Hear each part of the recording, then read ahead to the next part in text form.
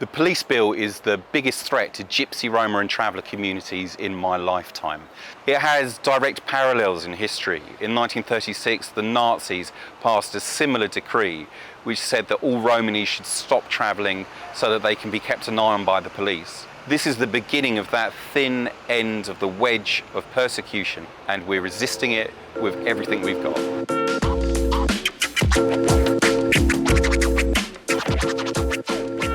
Part 4 of the bill, created by Priti Patel, will do three things. It will bring in a £2,500 fine for gypsies and travellers that are nomadic. It will imprison people that follow that way of life. And it will essentially get rid of our community from the British landscape.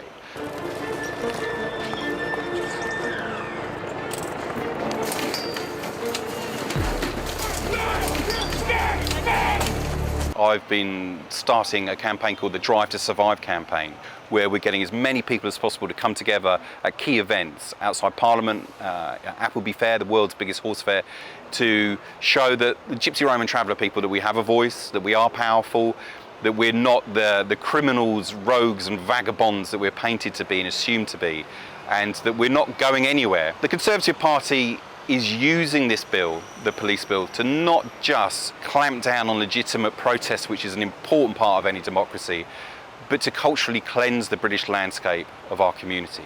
We've been here for 500 years, and in that time we've been hanged for who we are, we've been sent to prison and deported for who we are. Things got better, but with the arrival of this bill, we will see our culture being effectively outlawed.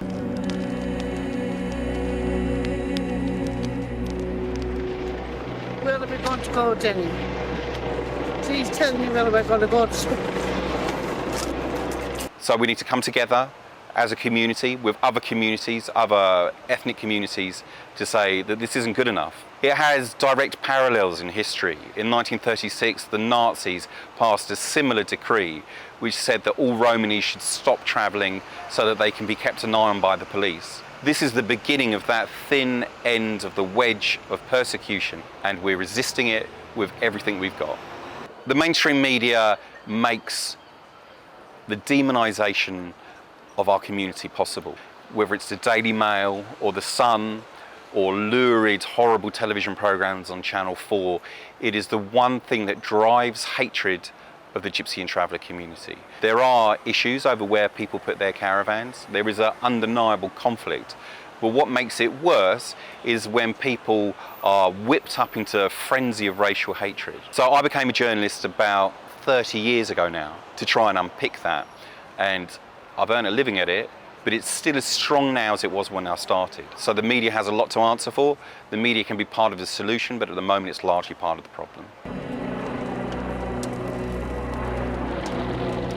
I think one thing that you see with the police bill is it's undeniably a form of legal persecution. But the good thing that's come out of it is, like never before, Gypsy communities, the Irish Traveller community, new travellers are working together and making links like never before to defend their cultures. When the going gets tough, the tough get going, and I've never known a year like it where people, particularly within left-wing politics, have begun to embrace the issues that affect our communities and see this not as some kind of weird lifestyle issue or some kind of weird social issue, but as a genuine issue of racial equality. It is an issue that should be at the heart of anybody that cares to try and fight racism, and we embrace and we need all the allies that we can get in this struggle.